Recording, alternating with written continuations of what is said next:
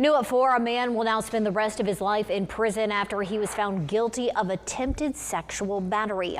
Court documents show Delvin Roberts Jr. attacked 2 women in May and June of 2024. Records show in both cases, each woman says they were threatened with a weapon wrapped in a cloth, and Roberts tried to rob and sexually assault them.